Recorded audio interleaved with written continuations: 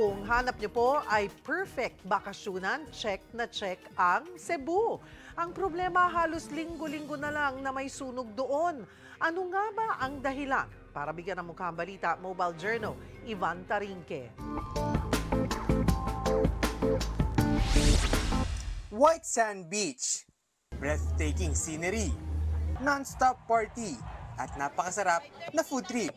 Lahat ng yan nasa Cebu. Pero mga kapatid, di ibig sabihin yan ay puro happy-happy lang ang eksena dito sa Queen City of the South. Marami kasi sa mga residente dito, naku po, wala ng mga bahay dahil sa sunod-sunod na sunog. Nitong Miyerkules lang nasunog ang ilang bahay sa Sitio Libra sa Barangay Poblasyon sa Talisay, Cebu. Kahapon, Napo Elementary School naman sa Barangay Sapang Dako ang tinupok na apoy mag-alas 3 na madaling araw. At nitong January 6, mahigit 90 pamilya ang nawalan ng tahanan matapos ang sunog sa Sitio Kalapukan sa Barangay Careta sa Cebu City. Ito na ngayon yung itsura matapos nga yung nangyaring sunog nung nakaraang mga linggo.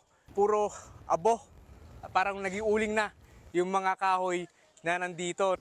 Sa bilis daw ng pagkarat ng apoy ng ibang residente, walang nasalbang gamit. Ipinasilip pa sa atin ang lugar ng dating kinakatayuan ng kanilang mga bahay. Kwarto namin, nandun, banda nga, dahil taas. Taas? Oo. Yung kusina namin, dyan, ubos. Ano na lang, yung CR. Yun na lang, wala. Sabi ng fire volunteers dito sa Cebu, kadalasang sanhi ng mga sunog dito ay electrical problem at yung mga iniwang niluluto. Malaki rin daw ang posibilidad na ang tindi ng init sa probinsya, ang isa sa mga mitya. Posible po, meron po.